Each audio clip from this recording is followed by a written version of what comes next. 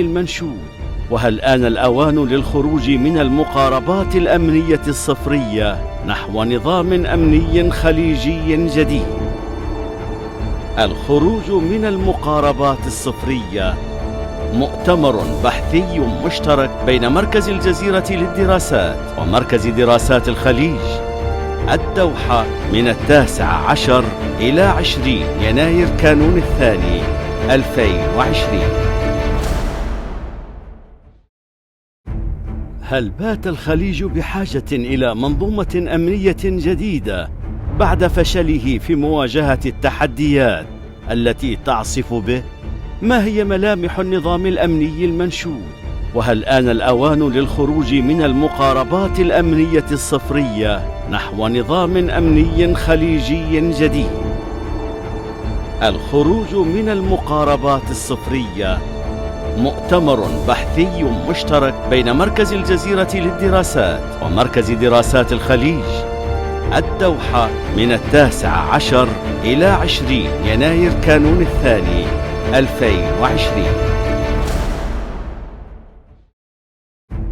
هل بات الخليج بحاجة إلى منظومة أمنية جديدة بعد فشله في مواجهة التحديات التي تعصف به؟ ما هي ملامح النظام الأمني المنشود؟ وهل آن الأوان للخروج من المقاربات الأمنية الصفرية نحو نظام أمني خليجي جديد؟ الخروج من المقاربات الصفرية مؤتمر بحثي مشترك بين مركز الجزيرة للدراسات ومركز دراسات الخليج، الدوحة، من 19 إلى 20 يناير كانون الثاني 2020. هل بات الخليج بحاجة إلى منظومة أمنية جديدة بعد فشله في مواجهة التحديات التي تعصف به؟ ما هي ملامح النظام الأمني المنشود؟ وهل آن الأوان للخروج من المقاربات الأمنية الصفرية نحو نظام أمني خليجي جديد؟ الخروج من المقاربات الصفرية مؤتمر بحثي مشترك بين مركز الجزيرة للدراسات ومركز دراسات الخليج، الدوحة، من 19 إلى 20 يناير كانون الثاني 2020. هل بات الخليج بحاجة إلى منظومة أمنية جديدة بعد فشله في مواجهة التحديات التي تعصف به؟ ما هي ملامح النظام الأمني المنشود؟ وهل آن الأوان للخروج من المقاربات الأمنية الصفرية نحو نظام أمني خليجي جديد؟ الخروج من المقاربات الصفرية مؤتمر بحثي مشترك بين مركز الجزيرة للدراسات ومركز دراسات الخليج، الدوحة، من 19 إلى 20 يناير كانون الثاني 2020. هل بات الخليج بحاجة إلى منظومة أمنية جديدة بعد فشله في مواجهة التحديات التي تعصف به؟ ما هي ملامح النظام الأمني المنشود؟ وهل آن الأوان للخروج من المقاربات الأمنية الصفرية نحو نظام أمني خليجي جديد؟ الخروج من المقاربات الصفرية مؤتمر بحثي مشترك بين مركز الجزيرة للدراسات ومركز دراسات الخليج، الدوحة، من 19 إلى 20 يناير كانون الثاني 2020. هل بات الخليج بحاجة إلى منظومة أمنية جديدة بعد فشله في مواجهة التحديات التي تعصف به؟ ما هي ملامح النظام الأمني المنشود؟ وهل آن الأوان للخروج من المقاربات الأمنية الصفرية نحو نظام أمني خليجي جديد؟ الخروج من المقاربات الصفرية مؤتمر بحثي مشترك بين مركز الجزيرة للدراسات ومركز دراسات الخليج، الدوحة، من 19 إلى 20 يناير كانون الثاني 2020. هل بات الخليج بحاجة إلى منظومة أمنية جديدة بعد فشله في مواجهة التحديات التي تعصف به؟ ما هي ملامح النظام الأمني المنشود؟ وهل آن الأوان للخروج من المقاربات الأمنية الصفرية نحو نظام أمني خليجي جديد؟ الخروج من المقاربات الصفرية مؤتمر بحثي مشترك بين مركز الجزيرة للدراسات ومركز دراسات الخليج، الدوحة، من 19 إلى 20 يناير كانون الثاني 2020. هل بات الخليج بحاجة إلى منظومة أمنية جديدة بعد فشله في مواجهة التحديات التي تعصف به؟ ما هي ملامح النظام الأمني المنشود؟ وهل آن الأوان للخروج من المقاربات الأمنية الصفرية نحو نظام أمني خليجي جديد؟ الخروج من المقاربات الصفرية مؤتمر بحثي مشترك بين مركز الجزيرة للدراسات ومركز دراسات الخليج، الدوحة، من 19 إلى 20 يناير كانون الثاني 2020. هل بات الخليج بحاجة إلى منظومة أمنية جديدة بعد فشله في مواجهة التحديات التي تعصف به؟ ما هي ملامح النظام الأمني المنشود؟ وهل آن الأوان للخروج من المقاربات الأمنية الصفرية نحو نظام أمني خليجي جديد؟ الخروج من المقاربات الصفرية مؤتمر بحثي مشترك بين مركز الجزيرة للدراسات ومركز دراسات الخليج، الدوحة، من 19 إلى 20 يناير كانون الثاني 2020. هل بات الخليج بحاجة إلى منظومة أمنية جديدة بعد فشله في مواجهة التحديات التي تعصف به؟ ما هي ملامح النظام الأمني المنشود؟ وهل آن الأوان للخروج من المقاربات الأمنية الصفرية نحو نظام أمني خليجي جديد؟ الخروج من المقاربات الصفرية مؤتمر بحثي مشترك بين مركز الجزيرة للدراسات ومركز دراسات الخليج، الدوحة، من 19 إلى 20 يناير كانون الثاني 2020. هل بات الخليج بحاجة إلى منظومة أمنية جديدة بعد فشله في مواجهة التحديات التي تعصف به؟ ما هي ملامح النظام الأمني المنشود؟ وهل آن الأوان للخروج من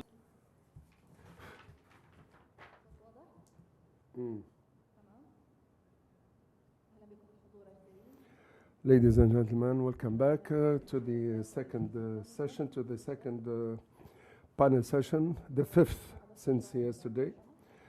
This is a check of the sound system. Do you hear translation? No. ليش؟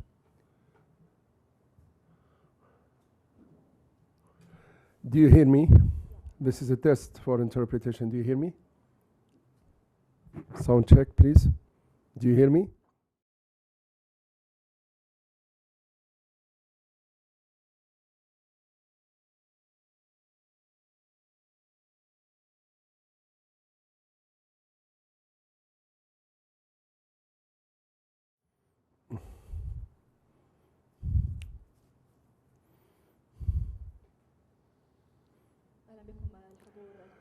Good morning, ladies and gentlemen.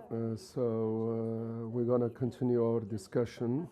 This is the fifth session, and it goes under the title, The Gulf and the Iranian-American Conflict.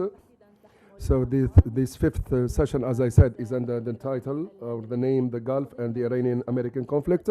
And our speakers will be Fatima Al-Samadi, Senior Researcher at Al Jazeera Center for Studies, Muhammad Al-Sharqawi, Senior Researcher at Al Jazeera Center for Studies, Ali Akbar Darini, Specialist in U.S. Iran Middle East Affairs, and Muhammad Saleh Rabia, professor at Al Muntasiriya University.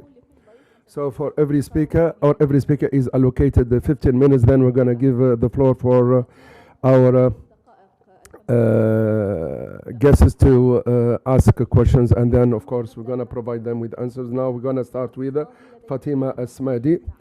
You will make us an introduction on the screen, but the first question will be related to the Iranian goal and what is the objective of the Iranians from getting into this conflict. And Khamenei says, we would like to make the Americans fear us, but are there other deep-seated objectives? In the name of God, the merciful, the compassionate. I'm waiting for the slides. I will survey the history of the Iranian-American conflict, and I'm going to make an in-depth reading of the conflict and assess, of course, the situation between Tehran and Washington. So my intervention revolves around on whether the conflict will be intensified or not. And I will start my intervention by this question, which is waiting for the slides to show on the screen. So we have to go back to history in order to understand the relation between Iran and the United States of America. And the issue started in 1953. In 1951, Mossadegh was the man on the time, the man of the year on the time. And then Mossadegh was then removed from power. And if we go back to history, this clarifies the tension. Also, we have to take into account the 1979 Islamic Revolution, and this revolution has, of course, led to the collapse of the main partners of the United States of America. So the Islamic Revolution, as I said, has led to the collapse of the main partners of the United States. So what happened with the American embassy in 1979, and of course when the Iranians tried to invade the American embassy in Baghdad, and of course the Iranians would say that there were spies in the American embassy, and we have to go back to what happened at that time. This is a very important video, but without sound. So this is this is what happened between Khamenei and the hostages. The American says that we don't have any problem with the Iranians. Khamenei is telling him the Iranians don't want you to stay here. So if we reflect upon what happened in this video, we can understand the way Khamenei thinks when it comes to the relation with the Americans. And this relation has become crystal clear, or his way of thinking has become crystal clear, and he's got his own doctrine. But at the peak of the Iranian Revolution, Iran in 1986 faced engaged what we call the Iran-Contra, the secret negotiations between the Iranians and the Americans. And the hero of this negotiation was Hassan Rouhani, who will lead the negotiations with the Americans. And he engaged with Oliver North in some negotiations regarding the hostages. But if we go back to what has been written about these negotiations, we talk about the endeavor of the Americans to get some people to lead the regime after Ayatollah al-Khomeini. Truly, there were many issues, or this gave rise to many issues and many questions. And the Al-Shira newspaper in Lebanon made the discussions public. At that time, they were talking about the Iran of the revolution and the regime of Iran. Did Khomeini know about the negotiations or not? And we don't know what the Americans and the Iranians were negotiating and discussing.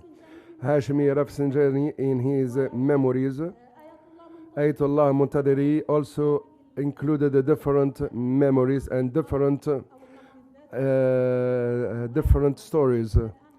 So this made us in a state of perplexity, and we don't know what happened exactly in these negotiations. But it's been said that at the peak of the revolution, the Americans and the Iranians might delve into constructive negotiations, and we have to take this into account. So during the presidency of Khatami, we saw or witnessed the difference in the tone of the Iranians. At the peak, or during the presidency of Al-Khatami, we started to hear about the constructive dialogue between different cultures, but Khatami didn't want to greet Clinton in one of the meetings because he was fearing the threat from the conservatives and the ardent parties in Iran. Also, when it comes to the strategic partnership and what happened in Iraq and Afghanistan, Bush, the son, he says that Iran is a part of the axis of evil, and we have to take this into account. George Bush describes Iran as an axis of evil, and so this reflects the level of fear between the two parties. When we come to the nuclear dossier, is still present when we talk about the political relations between Iran and America. In 2002, Iran has proposed to the United States of America a good deal, but the Americans said that they were not interested in this deal. In 2015, Iran signed the nuclear treaty, but it's been said it was the project of Rouhani. And we have to say here that he paved the way for this nuclear treaty. But the guy or the president who paved the way is Ahmadinejad, who paved the way for the nuclear treaty. And they were about to finalize the treaty. The problem with Rouhani, he relied a lot on this nuclear treaty, and of course the absence of the partnership with the Gulf countries was one of the problematic issues. So this viewpoint and this doubtful viewpoint of Saudi Arabia, Emirates and the other Gulf countries led to the collapse of this treaty. When Trump became the president of the United States of America, he destroyed everything. He did obliterate this nuclear treaty because Donald Trump says that there is no room for the Iranians to go on with their nuclear project. Rouhani, of course, tried hard to establish good relationships with the American, and some Americans also are saying that we have to solve the issues, and some Iranians says that we have to change our constitution in order to establish good relationships with the United States of America. But Donald Trump, as I said, did obliterate this treaty with the Iranians. The American sanctions on Iran were more than sanctions. and it was a sort of an economic war. Iran is engaged in economic war, she says, and this makes of Iran, economically speaking, Iran is facing many economic challenges, and this is one of the outcomes of the crisis with the United States of America. When Donald Trump and the United States of America withdrew from this treaty, the Iranians were not able to put into practice the main clauses of and the acts of this nuclear treaty, and day after day we see that this nuclear treaty is collapsing the economic situation in Iran.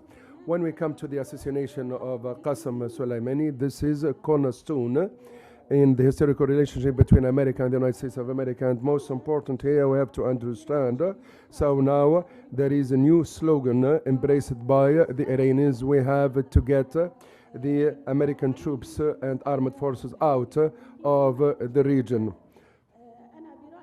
In my opinion, the assassination of Soleimani has weakened the stance of the moderates in Iranian and gave more power to the to the conservative parties and to the ardent parties in Iran. For this reason, so when the United States of America withdrew from this treaty, and of course for the conservatives now, there is no way but to get the American armed forces out of the region, and this has intensified the problem between the United States of America and Iran. And there is a refusal of any sort of dialogue for the time being.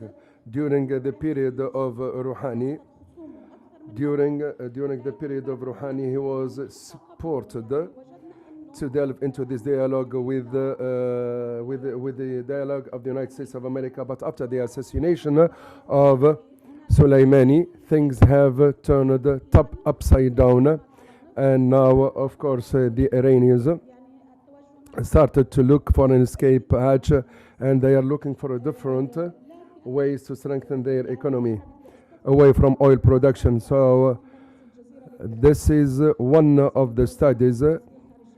This is one of the studies that have been carried, and it shows that the United States of America is at the top of the concerns of the decision makers in Iran. And this is another indicator of this problematic relationship. Can Saudi Arabia or Iran lead this region to a good deal? But this will depend on the willingness of the United States of America, and it's also contingent on the willingness of the United States of America. Also, it's clear from this pie chart, the nuclear subject and the capabilities of the armed forces of Iran is at the top of the concerns of the Americans. So any confrontation between the Americans and the Iranians will, added in addition to the nuclear subject, will be based on the capabilities of the armed forces. This is another pie chart, relates to the future relationship between the United States of America and America. This has been carried in 2017. So there are many negative outcomes following the assassination of Soleimani, and the other issue relates to the viewpoints or the stance of the Americans towards the decision makers in Iran. So there is an alternation between two issues that, and particularly that the Iranians are not committed to their promises. I see that the way Khamenei addresses the Americans is his speech relies or uses or, of course, focuses on the lack of commitment from the American people toward their promises and vice versa. So if we take into consideration the stance of Rouhani and Khamenei, we can say that they are aspiring for a new deal. Some people are saying that Rouhani is meeting Trump during the upcoming spring. I wanted to see this video. This video is highly important, she says. If you see the body language is very important. And this meeting shows when Rouhani left this meeting. It is self-expressive of his position, but there is always a chance for a military confrontation, she says, even within Iran. People started to talk about Macfarlane too. The first issue that there is a refusal of a direct dialogue. Does this mean that there are no secret negotiations? So in the past we have examples of such secret negotiations, but we do believe that there should be a third party involved in these negotiations. Donald Trump did refuse negotiations with the Iranians, but he didn't negate the possibility of having the Europeans who could establish a general framework of such negotiations. Qatar, Switzerland, and Oman might perform this role in these negotiations, in addition to France and the European Union. But in the light of the lack of confidence, things might be blurred. Thank you. We have to thank Fatima Al-Samadi, who gave us a historical introduction regarding the relationship between the Iranians and the Americans. So now we're gonna give the floor to our next speaker, Mohammed Al-Sharqawi, and we leave the questions when all the speakers have finished their presentations and interventions. I believe, or I think that during the last 20 days, we were back mentally and psychologically to what happened during 40 years. And this, of course, this unstable relationship between the Iranians and the Americans during yesterday, and following what has been said yesterday and today. And if we look at the title of this panel discussion toward a new Gulf security regime, abandoning zero-sum approaches. So if I dwell on this title, I might say that we are looking for an alternative, which means that the current situation is not feasible anymore. And this means that we are aspiring for a new approach towards the regional threats. And in the light of the lack of certainty from the positions of Donald Trump and his administration. So we are eager on finding new approaches in the Gulf and the Middle East. So for this reason, I would coin this title, 7 counterparts in the approaches, and the 7 counterparts are based on a rethinking of the situation and the indicators that we have witnessed so far. So we don't have to take anything as granted, but we have to take it as the outcome of this unstable relationship. I believe if we try to embrace the logic of the zero-sum approaches and assumptions, it seems that during this conference or this symposium, the more we get further from the zero-sum approaches, we find ourselves closer to political realism when it comes to the way of solving this crisis. So we are still mentally enslaved by the different regimes, the different strength, the different powers, and the relationships of challenges between the different superpowers. And our objective is to come up with different approaches in order to provide an in-depth analysis of the situation. So undoubtedly the assassination of Qasem Soleimani was and will be a cornerstone in the relationship between the Americans and of course the Iranians.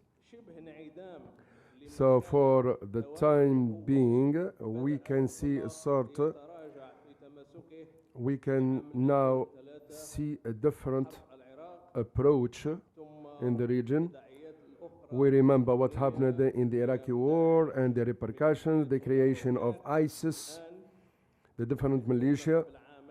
And 2 years ago, we talked about how Donald Trump withdrew from the nuclear treaty.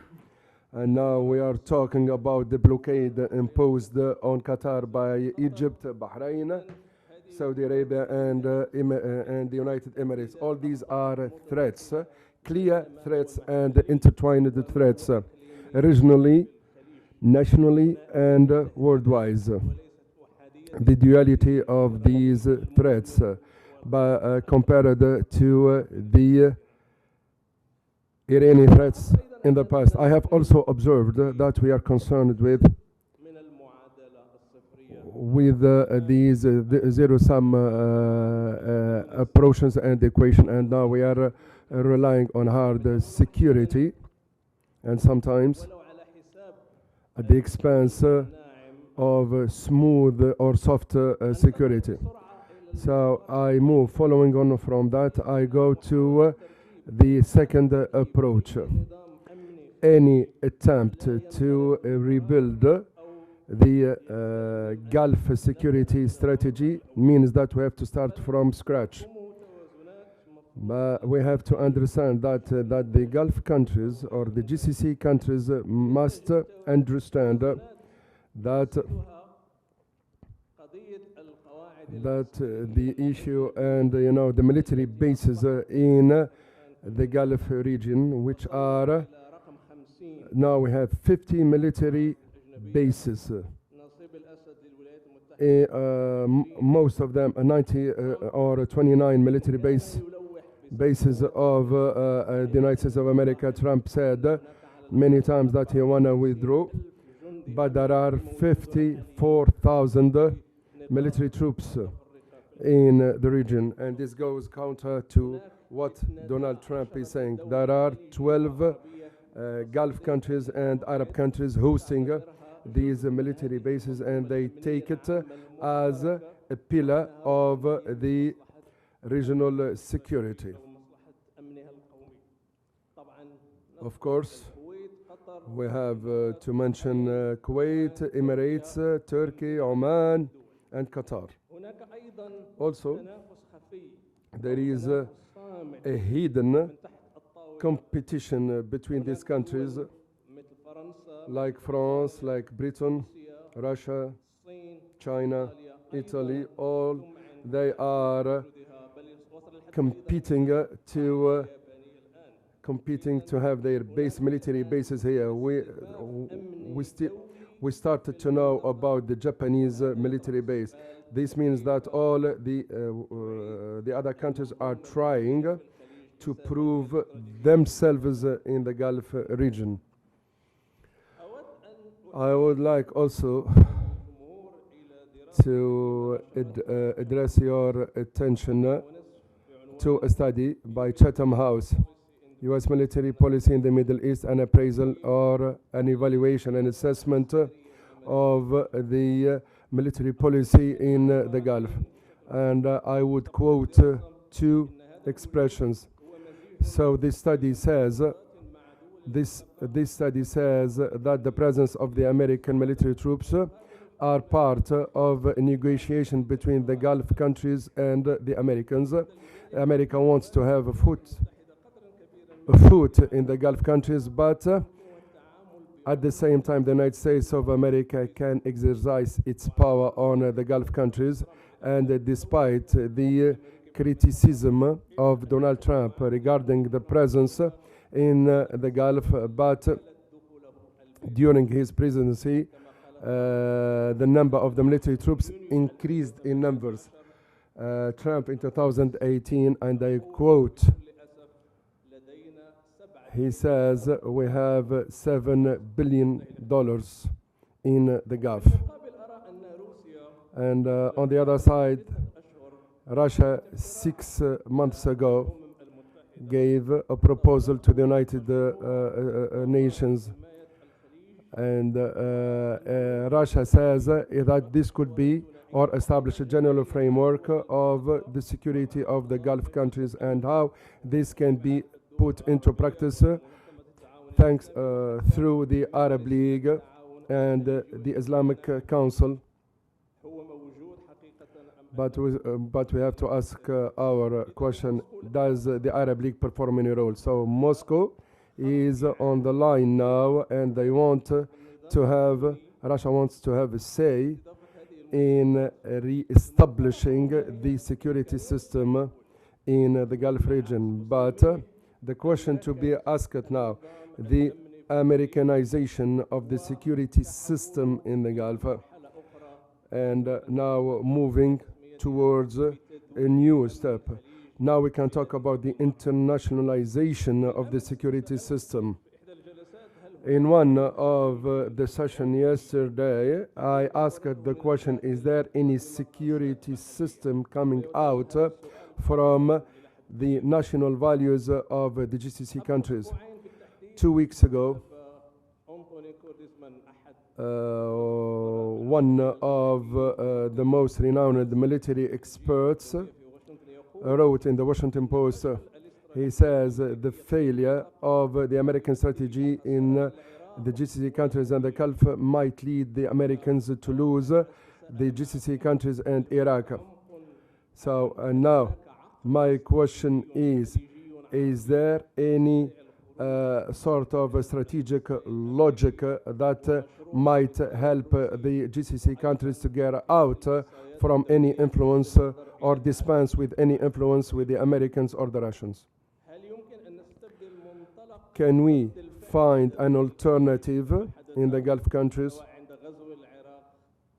And we have to take into account what happened with Iraq and Kuwait and the intervention of the American military troops and the Iraqi war in 2003. Added to that is the Yemeni crisis and the Syrian crisis. Added to that, the blockade imposed on Qatar, and I am dead sure that we're gonna see more outcomes in the near future. But I know that there are some militia will be the decision, or some members of some militia will be the decision makers in the near future. So if we take into consideration the current situation, and if we're going to look for any alternative for a new security system, the question is, are these countries going to perform the role of the agents or the patients? Can the Gulf countries or the GCC countries, of course, have a proactive stance? Do they have any proactive stance towards what can happen in the future? And also, I might ask, does this proactive stance can take place without the protection of the United States of America and the UK and the other European countries?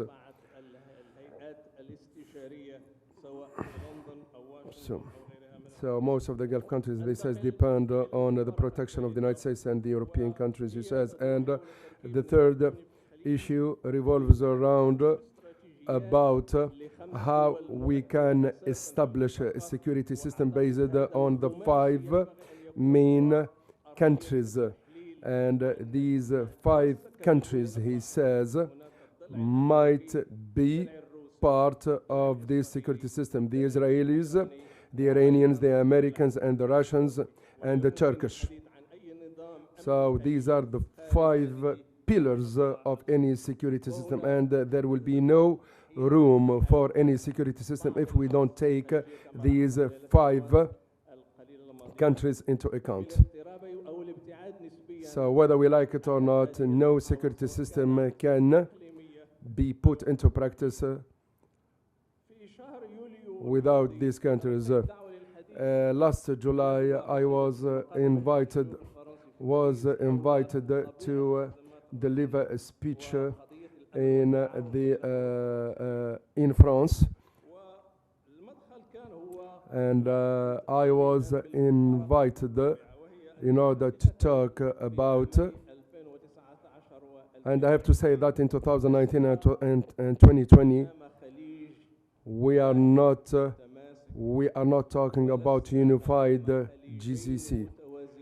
We are not also talking about 2 different axes of the GCC, Iran and the Arabs.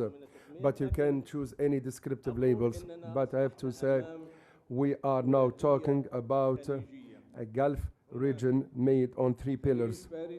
The Persian Gulf led by the Iranians, which wants to benefit the maximum from a coalition, of course, with the coalition with Turkey and Russia.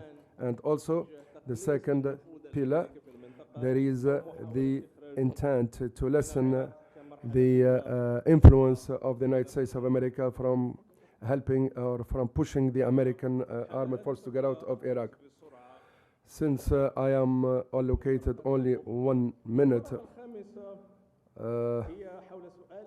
the 5th issue revolves around whether Donald Trump has a clear view on his withdrawal from the United States of America, or is it just a matter of words and not deeds?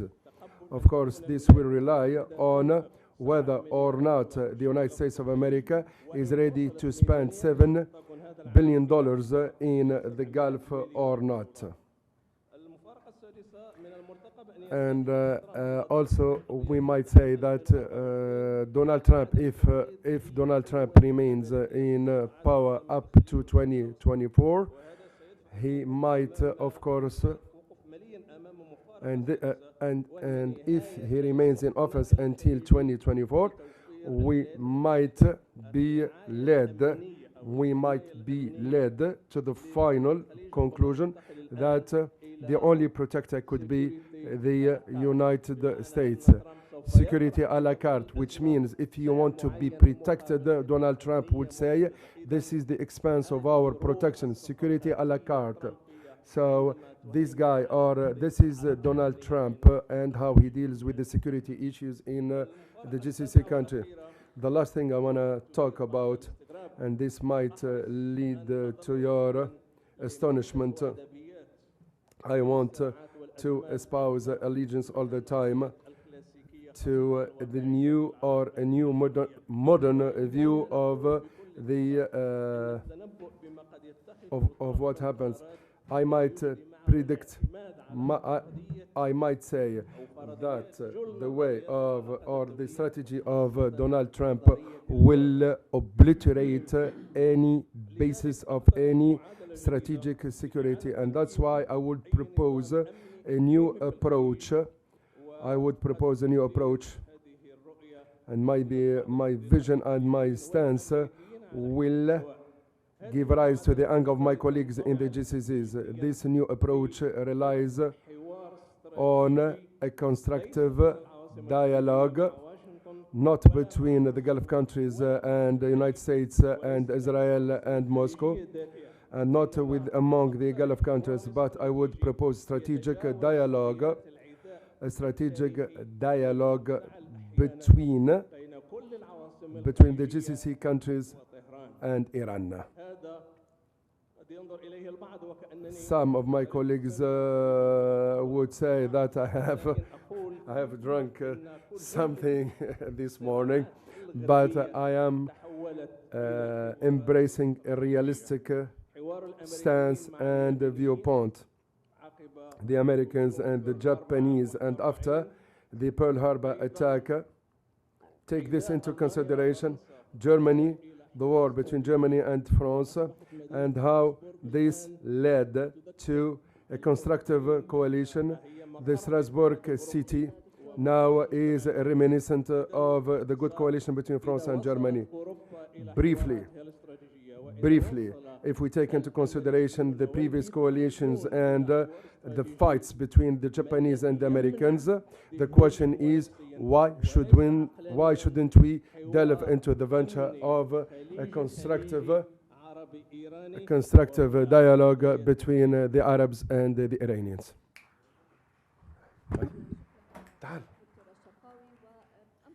Thank you so much, Dr. Sharqawi. Let me move now to Akbar Ali Darini to continue this panel discussion. Dr. Sharqawi spoke about different issues and aspects and different conflicts here in the region. He spoke about the ongoing fight and battle between USA and Iran. He spoke about the Syrian crisis, Iraq, Yemen. He spoke about the Shia system in Bahrain, the Sunnis in Iraq, and the weakening position.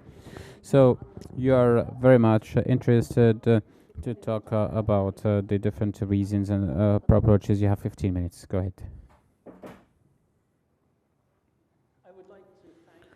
أود أن أشكر مركز to address this important audience. I'm going to focus on the underlying causes of insecurity in the Persian Gulf, and then I will come up with solutions to end the current impasse. Intense competitions and serious tensions are the main characteristics of relationships among states in this region, specifically between Iran and Saudi Arabia. This pattern of behavior demonstrates grave security concerns and an atmosphere of rivalry among them. What are the causes of chronic insecurity in the Persian Gulf? How a new security order can be arranged that would address the legitimate concerns of all regional states? I have employed three theories of offensive realism, regional security complex, and critical theory to examine the root causes of security in this part of the world. The strategic location of the Persian Gulf connecting three continents, an accumulation of huge oil and gas resources, have prompted local states to compare for regional influence. Additionally, it has encouraged big powers to look for a foothold in our region for economic and political gain. It has encouraged them to even work more for political gains. Identity conflicts, such as Arab, Persian, and Kurd, as well as religious conflicts, Sunni and Shiite, together with struggles among regional states to expand their sphere of influence and creation of coalitions with foreign powers, have all contributed to a highly competitive and unstable landscape in this region. The prevailing logic in this region is neo-realism school of thought, meaning that one state's loss is gain for a rival state, and the same state's gain is loss for its rival. There is anarchy in the international system, and no state can trust the intentions of other states. Survival is the prime motivation of all states. So they work to increase their military and economic power to prevent attack from or hurt the rival. Events that unfolded following the Arab Spring changed the course of history in this region and only increased rivalries, not decreased them. It prompted competition among Arab states to exercise influence. Qatar saw in Arab Spring an opportunity to turn itself into an important regional player and sided with people who were fed up with dictatorships, but Saudi Arabia stood behind authoritarian rulers in Tunisia, Libya, and Egypt. Qatar publicly supported Egypt's Muslim Brotherhood, but Saudi Arabia hated it and instead backed its enemies. Saudi and Bahraini rulers saw the Arab Spring as an existential threat. This, together with Riyadh's determination to stifle dissent within the Gulf Cooperation Council and strengthen its hegemony, exposed the hidden rifts that finally led to cutting off diplomatic relations between Saudi Arabia and its allies of UAE, Bahrain, and Egypt, and Qatar. On the other hand, Iran and Saudi Arabia have stood on opposing sides in every crisis where their interests have diverged. Their opposing views on regional crises, especially in Syria, Iraq, and Yemen, have only heightened tensions and aggravated conditions for a regional security complex. Both Iran and Saudi Arabia aspire for regional leadership and supremacy. Both of them want to win at the expense of the other. Diverse views between Tehran and Riyadh, combined with the proximity of potentially hostile armed actors on the ground, have created an inflammable atmosphere and led to a security dilemma. Characterization by senior Saudi official Adel al-Jubair that Saudi Arabia is a beacon representing vision of light in this region, despite waging a bloody and merciless war against the Arab world's poorest nation and the brutal murder of journalist Jamal Khashoggi, and calling Iran the vision of darkness, illustrates the deep-rooted threat perceptions. Our region is insecure because states in this region pursue a zero-sum approach, and it will remain insecure as long as they give priority to their own single-state security instead of collective security. For long, Saudi Arabia has tried to address its security dilemma through seeking to expand its hegemony within the Arabian Peninsula and bandwagoning the United States to balance Iran, engaging in arms buildup and forming alliances with foreign powers in the eyes of Saudi leaders are means of achieving security. Saudi Arabia remains the third largest military spender in the world, with over $67 billion in 2018, but Iran's military expenditure is less than $13 billion in 2018, and now, due to economic recession, much less. The United States is the main supplier of weapons to our region. But the dramatic 14 September missile and drone attacks on Saudi oil installations, Aramco, proved that Saudi Arabia is extremely vulnerable, and its policy of relying on the United States or seeking to buy security from abroad doesn't work well. Iran and Saudi Arabia have the biggest impact on the regional security system. If they move towards rapprochement, the Persian Gulf may witness a promising sign of a developing regional security system. Is Saudi Arabia hostile to Iran because it's afraid the Islamic Republic is spreading Shiite ideas or undermining Saudi regional influence? Is Iran hostile to Saudi Arabia because Riyadh has joined America's campaign of maximum pressure against Tehran and backs Iranian opposition groups? They only need to replace negative competition with conflict management for the sake of their own security. How can Iran and Saudi Arabia contribute to peace and stability in this region? Iran can't ignore Saudi Arabia as a key regional player, nor does Saudi Arabia can ignore Iran as a regional power. They need to come to terms with ground realities and find a mutually acceptable compromise. Giving up security military attitude and embracing economic commercial approach would be a move in the right direction. Why doesn't regional security complex doesn't work in our region? Barry Boson has identified 5 major characteristics. First, a security region must include at least 2 or more states in relative geographic proximity. But states in this region enjoy this condition. Second is, there has to be durable patterns of amity and enmity. The more patterns of amity and enmity, the easier regional security takes shape. This doesn't apply to our region.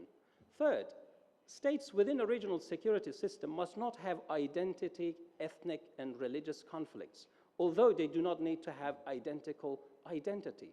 States in our region all the times are engaged in identity and religious conflicts. Fourth, states must possess a complementary economy, meaning that they must be dependent on each other for trade. States in this region are mostly producers of oil and gas. Their economies do not complement each other. And finally, fifth, there is a need for one or two rule-making actors, otherwise a regional security system won't take shape. For instance, China is a rule-making actor in Southeast Asia, and Russia is a rule-making actor in Central Asia. There is no such rule-making actor in our region. So this region currently lacks 4 of the 5 conditions. Boson argues that cultural and racial patterns may be important contributing factor in defining the shape and structure of security complexes, but they come second to the patterns of security perception, which are the principal defining factor.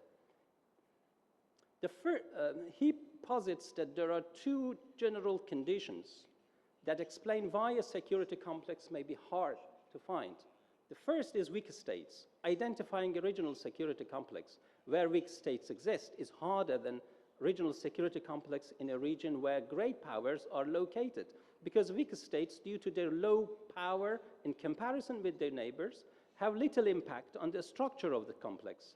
They generally cannot project power beyond their boundaries, and their immediate security concerns are normally projected towards inwards rather than outwards. Security of weak states is bound up in the pattern of the larger states, but they can become a source of threat to a larger state by virtue of the impact of their alignments and relations among the larger powers.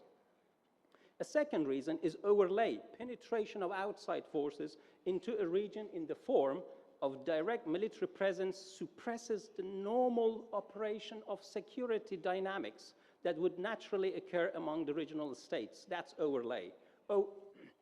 New alignments. The geopolitics of the Persian Gulf region is changing rapidly. Distrust within the GCC is at an all-time high. There is deep mistrust within the GCC states about Saudi intentions and its hegemonic behavior, while Saudi-Iranian tensions have reached a climax. Certain states like Qatar have become more friendly to their neighbors. Qatar is a small state that is extremely vulnerable. Huge gas revenues have motivated and enabled Qatar in the past 1.5 decades to pursue a hedging strategy as a way to survive and also transform itself into a regional player beyond its small geography and population. Hedging strategy is an alternative to balancing and bandwagoning.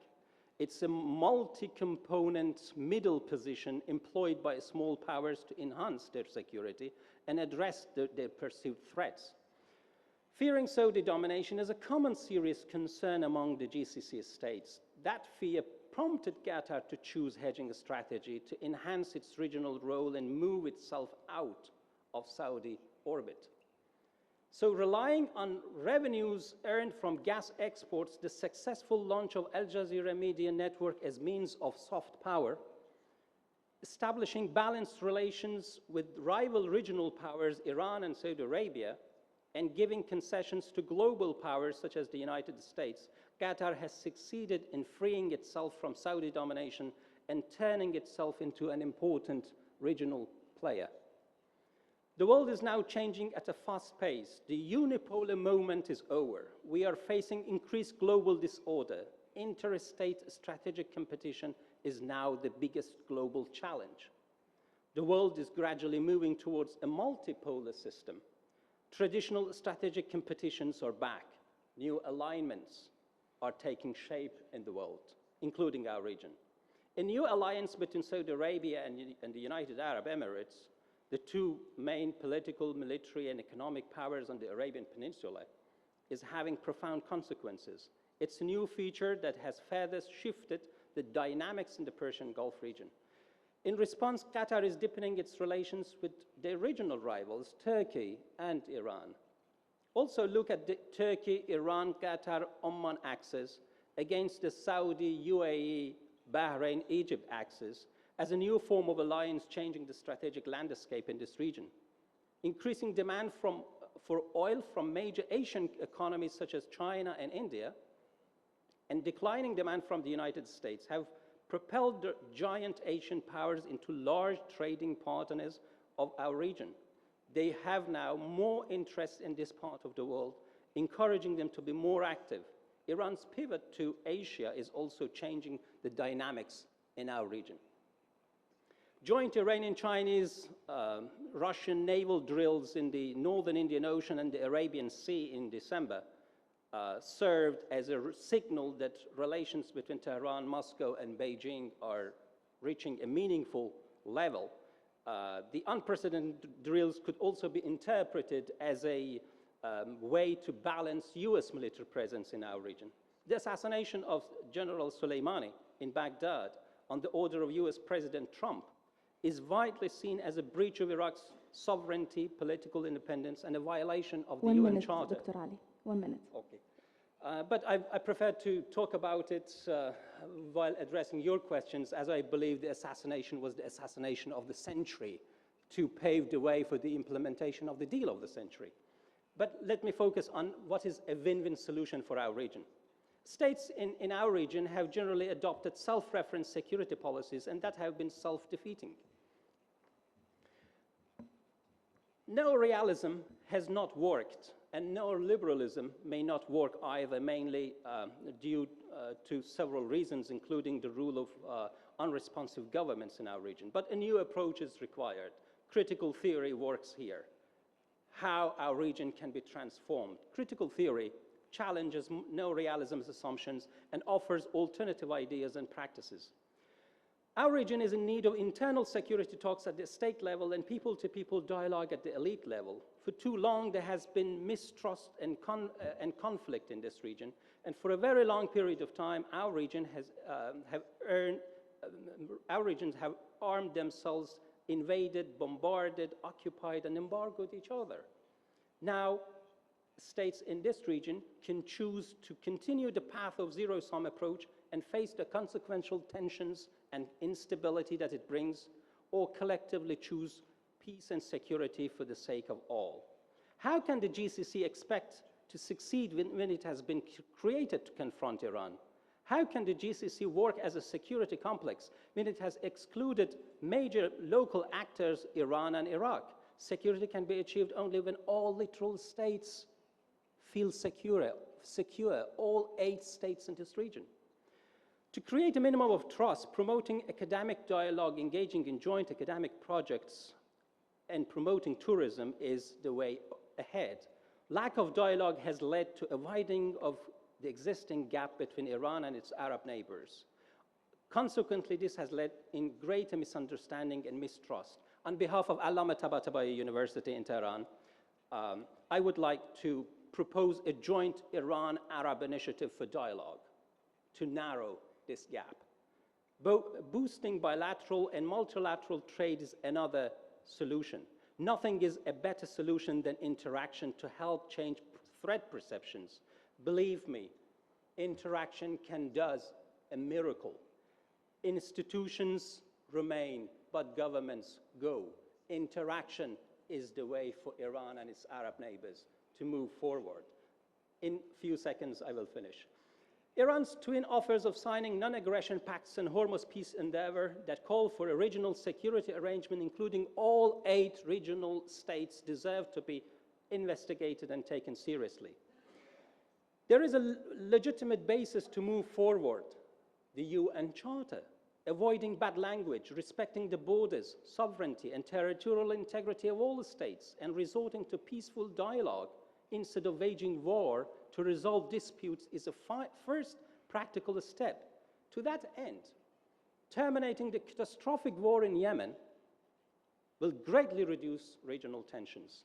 Boosting bilateral and multilateral trade exchanges, engaging in constructive dialogue, exchanging scholars and students and promoting tourism are just some of many important steps that can change the atmosphere and contribute to stability. In short, a win-win solution is possible when all littoral states, specifically Iran and Saudi Arabia, show commitment to a powerful region rather than a powerful single state. If this is ignored, ground realities and new emerging strategic alignments will impose themselves on the region, further complicating the formation of a regional security complex. Thank you for your attention. شكرا دكتور علي. انتقل اليك دكتور صالح محمد صالح ربيع العجالي. لديك كانت ورقه بحثيه تتعلق بجغرافيه السوق، جغرافيه الحرب، تناولت عده جوانب امنيه بشريه سياسيه وعسكريه، لنلخصها في 15 دقيقه. ان شاء الله. شكرا جزيلا سيد رئيسة الجلسه. في البدء لابد لي من ان اشكر مركزي Al Jazeera Study Center and the Gulf Study Center of Qatar University. Yesterday and today, most papers addressed different threats facing GCC countries, and in my paper, I'm gonna try to talk more about the possibilities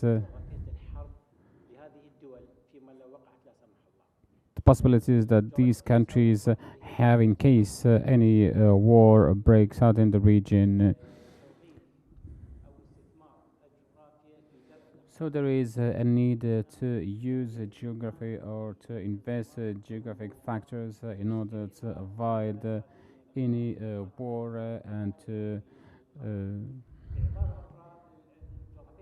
try to protect the region from all the threats. So geography plays a major role and importance in this regard.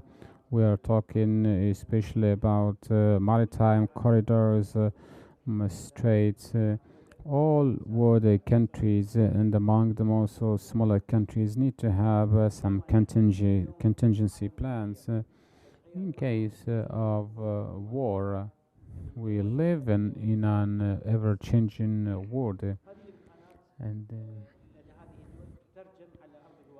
the countries should translate all these capabilities on the ground of reality, and there should be mobilization of all military, security, social and economic capabilities in order to avoid any war or threat. And I took all the GCC countries together because we cannot talk about every single country, because none of these countries can defend itself by itself. Of course, the balance of power has changed.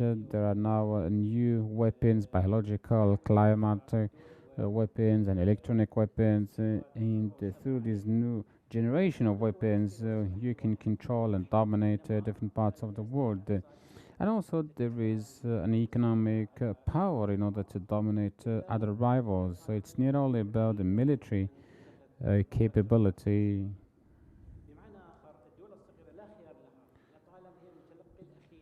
So smaller countries have no alternative and have no other option left than to structure its political behavior, and should take into consideration, of course, the behavior of the states and countries threatening it. Question in this regard, can we see GCC countries mobilizing all their capabilities to manage any crisis? Or can they also rely on themselves? Can they be independent to respond to any threat? And the most important question, do these countries actually have the willingness, the political will, to do this in a collective and collaborative context? There is a strategic alliance between USA and the GCC countries. Personally, maybe I'm mistaken, but I doubt that this strategy or this coalition has, good intentions of USA. But the question here, can these countries know the real intention of USA. Is there a credibility of USA towards these countries in case the GCC region faces any war or conflict? Experience shows that there are two enemies here, Iran and USA, and both enemies, both threats,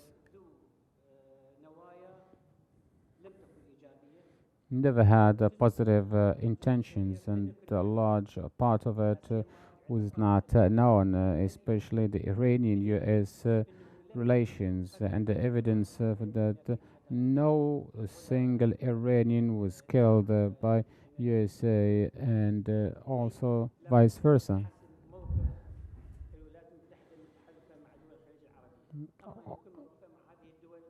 And also, there is no clear position with regard to the coalition between USA and Israel and USA and GCC countries. So there are two strategic alliances between USA, Israel, and USA and Arab countries. But there is a major difference.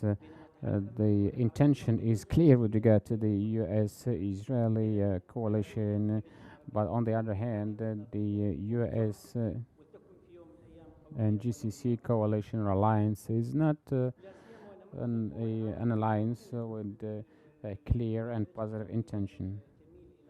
Another issue relates also to concluding pacts of coalitions with other countries or the other major powers such as Russia and China,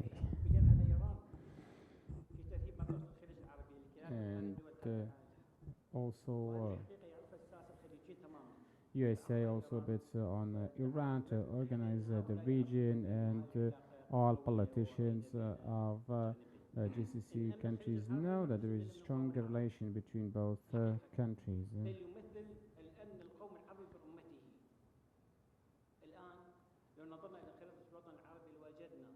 If we look at the map of the Arab region, the biggest threat is actually in the GCC area, and 20% of it is in Syria. The Maghreb countries do not face any threat with the exception of Libya. So the major threat is faced by GCC countries. Arab countries have no means to protect themselves. In this conference, we can put some points of views on the table, strategic visions and also academic visions for decision makers. GCC countries need two elements, management and successful management and a national and honest national will. The small size does not mean weakness. These countries know how to use their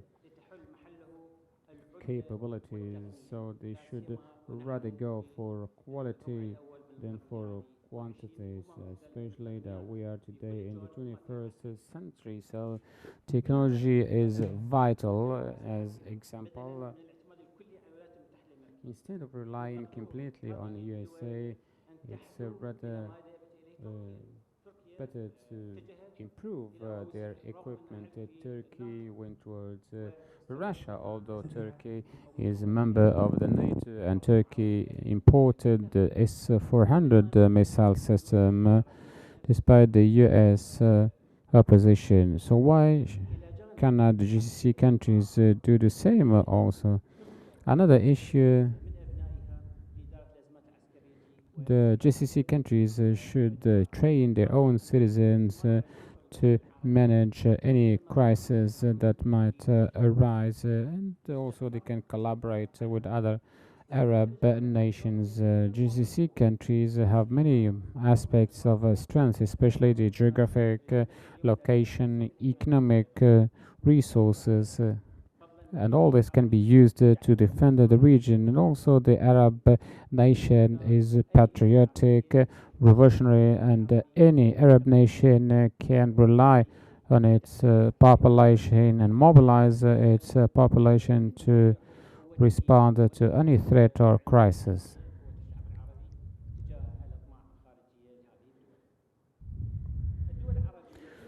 Arab states including GCC countries, are facing big challenge nowadays, and they are facing existential challenge. And this needs to take clear positions to avoid domestic and external threats. And I repeat, and I underline again, domestic challenges. And we need to answer following questions. When we look at the map of the world, we find that the most events are actually taking place in the Arab region, and these events and incidents are much more bloody than any other countries or regions of the world. And also displacement and poverty are strongly present in Arab countries, and the Arab region is seen for competition and battle between different powers. And also the Arabs used to be courageous throughout history, but actually we deceived our own history. We deceived also our ancestors, because before Arabs were playing a leadership role in history, and nowadays the situation is completely upside down, and I think that it's a high time to change the situation and to put things the other way around, and we should think for the whole society and to think collectively instead of being individual. We need also to do a proper management of our capabilities and our resources. We need also to rely on ourselves.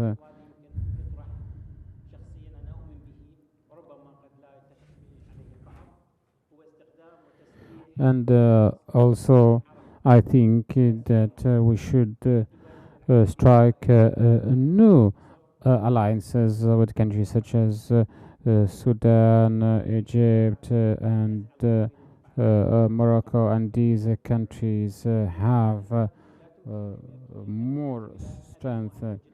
Maybe one example, a clear example for this, USA is gathering different people from different areas. So why we in the Arab region cannot be like the US society, especially that we have a lot of things in common: religion, language, history. We have also other examples such as Singapore, Switzerland, countries having people from different areas and the world and ethnicities. Therefore, what we need actually is good governments, and Arab countries say that Iran is their enemy, but behind the scenes, the Arab countries are cooperating with Iran. Saudi Arabia spent billions of dollars in Lebanon, and spent also billions of dollars to arm different groups or armed groups in Iran. And this was a gift or indirect gift for Iran. There is another issue which relates to militarization. The Arab countries spend around 10% of their GDP for militarization, and very little on education. Arab countries should have mobilized education for militarization and for spending in the military field. Reports say that the volume of what GCC countries buy in terms of weapons is around 181 times more than what Iran has been buying during the same time. Iran bought $900 million in weapons, and the Arab countries or GCC countries spent $62 billion, and this is a huge difference. So there is actually a possibility for a collaboration between Iran and the GCC countries. The GCC countries can establish their own power and establish their own capabilities.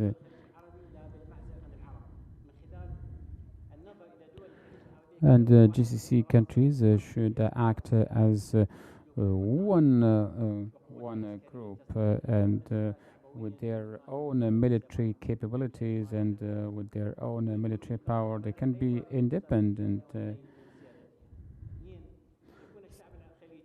GCC population should think collectively, should have a single social system, should have also a common military to protect its sovereignty. GCC countries should mobilize their economic capabilities to guarantee their prosperity and economic welfare and to face any international economic challenges. So we as Arabs should not forget that we have the possibility to go for victory. You have less than 1 minute. So we just need to review our policies and to overcome our mistakes. We should not be afraid from failure. We should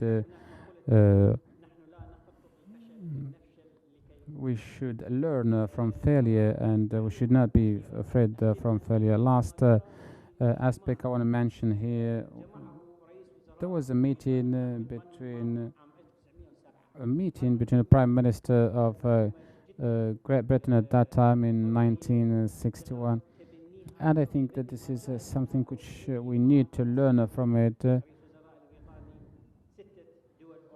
So at that time he advised or he gave advice to 6 European countries. He showed them the map of Arab region, and he said this map has the source of our strengths and the source of our weakness. If we leave the Arabs, they might develop and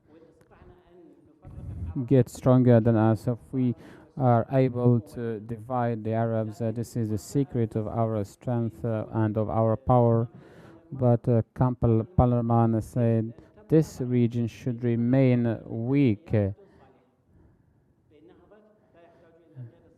So if this power rises, the power in the Arab region rises, they need a proper management and good governance.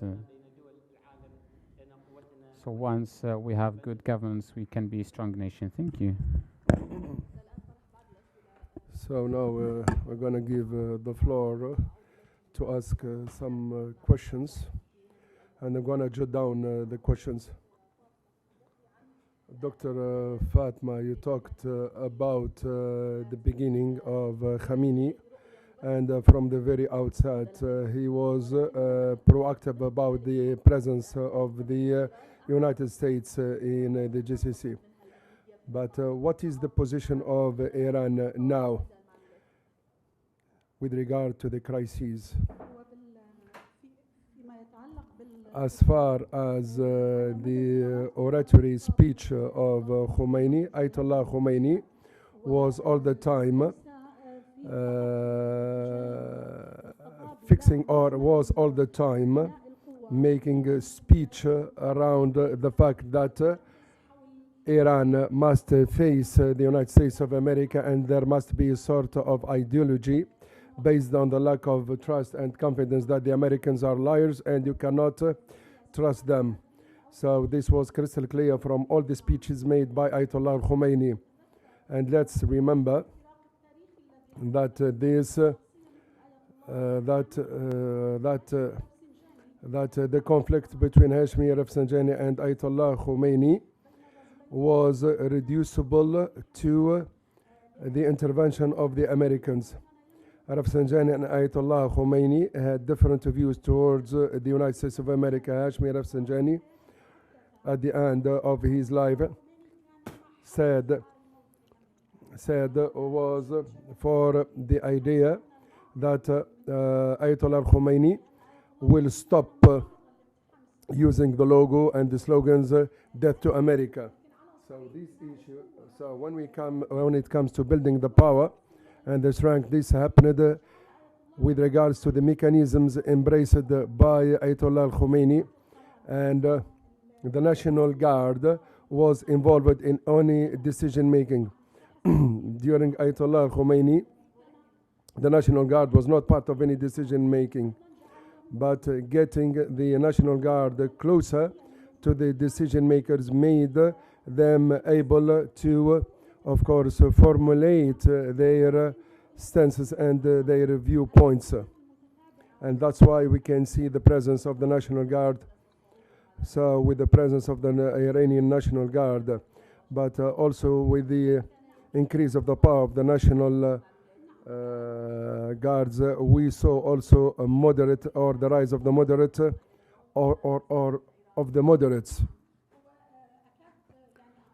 Yeah, I can say if the moderate parties were able to put into effect the nuclear treaty, we might say that the Iranians will follow them.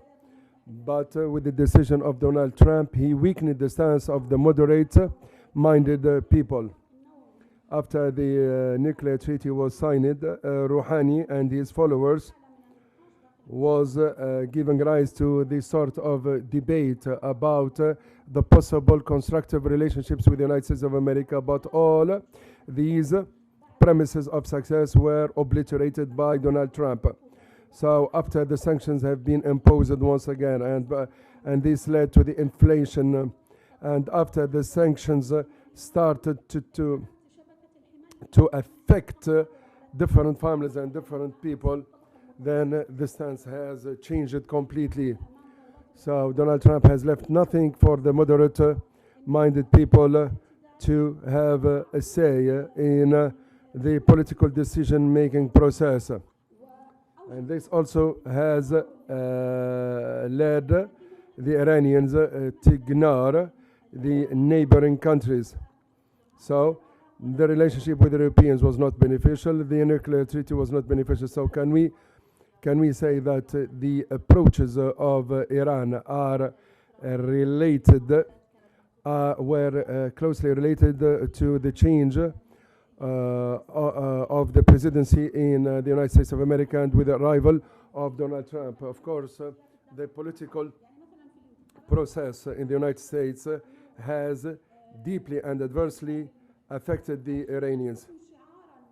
So before the arrival of Donald Trump, now and in the upcoming elections, the foreign policy will be one of the underpinning of success of any upcoming president. Anyone who will take presidency has to rely on these foreign policies. Now, to Dr. Sharqawi, you gave a rise to one question, and you says that the Gulf countries don't need any custodian. But do you think that the partnership with the United States of America, you said that the United States of America is the protector of the security of the Gulf countries, but Iran doesn't see it this way. So can we say that we have the willingness in this part of the world to dispense with any custodians from outside the region? I think that what delays any regional stability that stems from the Gulf countries themselves is that we are overwhelmed by these dualities. They use the Iranian bogey, and you have the United States protection. So since we are possessed by this duality of thinking, by the threat of the American, the protection of the United States of America, we are not going to be able to produce any internal strategy, and that's why the Gulf countries will be all the time dependent on the United States of America. So it's high time now that the Gulf countries and the Gulf people should think broadly. So they have to dispense with the idea of fear. The more we believe that we are threatened, the more protection we will need, and the lack of willingness from the Arabs to protect themselves. So sometimes we should think about different alternatives and even our strategic thinking. have we reached any level of Arab strategic thinking? Do you think that security à la carte put by Donald Trump is a realistic view? I hope that we could be lucky. Maybe the strategy of Donald Trump that if you want to be protected, you have to pay. This should be, okay, the awakening of the dormant. So sometimes relying on weapons purchased from outside might ring the bell. So now we are able to ask the question, where are the Gulf countries heading, security-wise and development-wise? And I think we are lost. The Gulf countries are lost because of the threatening expressions. Maybe another aspect is that each country is thinking individually, and of course there is a lack of security. And can we get rid of this psychological effect? Even if we say that each country has the right to protect itself, so this is a contradiction. What happened in June 2017 refutes of any possibility of common protection. They talk about the threat from the Iranians, but they have imposed a blockade on Qatar. So they are threatening themselves and among themselves. In 2020, if we look back at the political geography of the Gulf countries, nothing is compared to what happened to the GCC in the past, and they don't have any possibility to rebuild their unity. Also, in some people in the Gulf, they think that they have other alternatives. We might be open to Russia, to China, and the United States of America, which means. Now I move to Dr. Ali. As Dr. Sharqawi said, the GCC now is divided, and you established a new approach. You said now there should be a dialogue between Saudi Arabia and Iran, irrespective of all the differences. Can we say that the Iranians and the people of Saudi Arabia can go beyond the differences and sit on the same table for a constructive dialogue? Can they do away with the protection of the United States both? Iran is open to dialogue. It has made it very clear that it is ready to sit down with Saudi Arabia directly through intermediaries. But this call has so far fallen on deaf ears, although there are some promising signs that Saudi Arabia is actually showing some sort of readiness to soften its stance. It's not making bellicose statements as it used to issue in the past. But the only solution is interaction and dialogue between Iran and Saudi Arabia as the major powers in this region. But I would like to draw your attention to the very important fact that deployment of U.S. forces, foreign forces in general, U.S. troops in particular, is posing a grave and growing danger to Iran's national security and territorial integrity, as well as to the security of Iraq. Look at what happened during the assassination of General Soleimani. A top military official traveling to Baghdad at the official invitation of the Iraqi government, the United States taking military action inside foreign soil against the host nation. in open breach of the UN Charter, a violation of Iraq's territorial integrity. That proved that presence of American forces is posing a grave danger to Iran's security. So Iran has to react. Iran cannot remain silent. And states that are inviting the United States to this region are actually supporting US actions to destabilize our region. Just imagine what would have happened if the United States would have built ports, hospitals, roads, and engaged in development projects. Donald Trump says it spent $7 trillion. It wasted $7 trillion in wars in the Middle East and got nothing. What would have happened if the United States had spent a fraction of that? I'm not saying $7 trillion.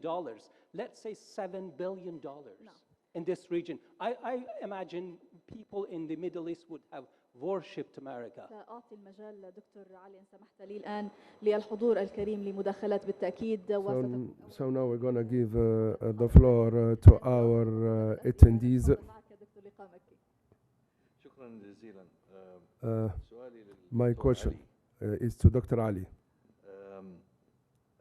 أتيت يعني في اللحظة الأخيرة على You mentioned the assassination of the General Qasem Soleimani.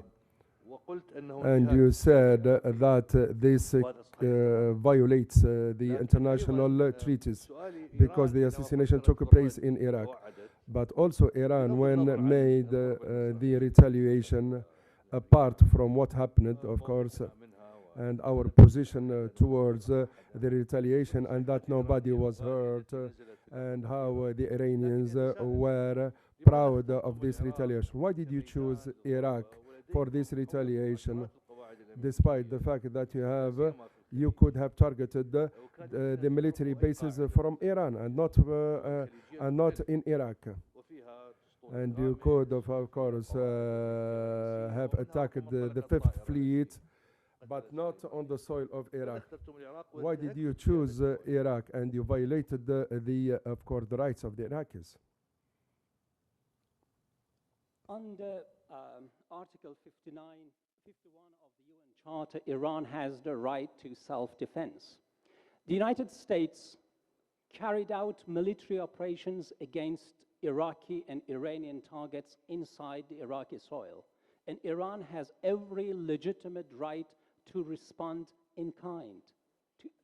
Iran has the right to respond to the same location the United States carried out its attack. That is, under international law, an act of legitimate self-defense. دكتور حواس تفضل. أنا كذلك سؤالي موجه للدكتور علي. لنشكر جميعا، لابد أن نشكر جميعا. لأنه هو ذكر نقطة مهمة جدا وقال. أنا أعرف أنه يمثل الجانب الإيراني. Maybe because Mr. Ali represents Iran, but we have to give the floor to different to the different speakers. It's not because he represents Iran. He says, I have a solution to the problems of the region, and he says that the critical school gives more and better solutions. And he says that the critical school shows the experiences in the past. The Palestinians have been delved into negotiation with the Israelis for 40 years, and despite all the peaceful negotiations, but the Israelis are all the time depriving the Palestinians of their rights. In our history, one of the Muslim leaders did something to the Romans. He says, the answer is not what you see, what you hear, but what you see. You said that the Saudi Arabians are ready for any negotiation after the Aramco attack, because they know that the expenses of any confrontation is high, and that's why the people from Saudi Arabia are ready to negotiate. Do you think that the dialogue can solve the problems? Is there a misunderstanding of the presence of Iran and Iraq and Syria? And then we're going to give you the floor to Mr. Mohammed. Mr. Ali. There are two schools of thought within the Saudi leadership, but the prevailing view is the one followed by Mohammed bin Salman. And he has been following a very aggressive foreign policy. But it appears that the 14 September attacks on Aramco exposed Saudi Arabia's extreme vulnerability. That probably has persuaded to some extent the Saudi leadership that, look, Iran and Saudi Arabia are neighbors. They have to live together. They have to, for ages. And the way forward for them is to have some sort of a dialogue. That's why Iran has been proposing through intermediaries, and the Saudis have been also recipient to such proposals to pave the way for some sort of a compromise so that they can de-escalate tensions. And Iran has indicated that it is ready to help Saudi Arabia to get out of Yemen war and de-escalate tensions. السؤال الأخير للسيد محمد، هل لدينا مشاركة؟ Mr. Mohammed. أو أسأل أنا؟ طيب لدي سؤال لك يعني سيد محمد. Mr. Mohammed, part of the points that you have mentioned. But let me see, Dr. Sharqawi, there was a suggestion about regional and strategic dialogue that involves all the GCC countries and Iran. In order to get out of this conference with a unified standpoint and the stance for the decision-making leaders, we have to say two things. So the United States of America is not going to remain eternally in the Middle East. And if we also suppose that the Iranian threats might take place tomorrow, we have to be ready that we are ready to face these Iranian threats through getting out of this conventional way of thinking. But as far as the question is concerned, I said that the dialogue is open and there are no hurdles, and there should be no hurdles in a dialogue between the Iranians and the rest of the Gulf or GCC countries. And I said that Iran is part and parcel of this dialogue, and now Iran is present in 4 Arab countries. Some said that these Arab countries are being colonized by Iran, but I would say that we have to say that these Arab countries, Iraq, Lebanon, Yemen, and Syria, are not surrendering to the Iranian powers. Maybe the Shiites are surrendering to Iran, but the Sunnis are not surrendering to the Iranian dominance. But of course, the violence is what explains the presence of Iran. Thanks to all our speakers.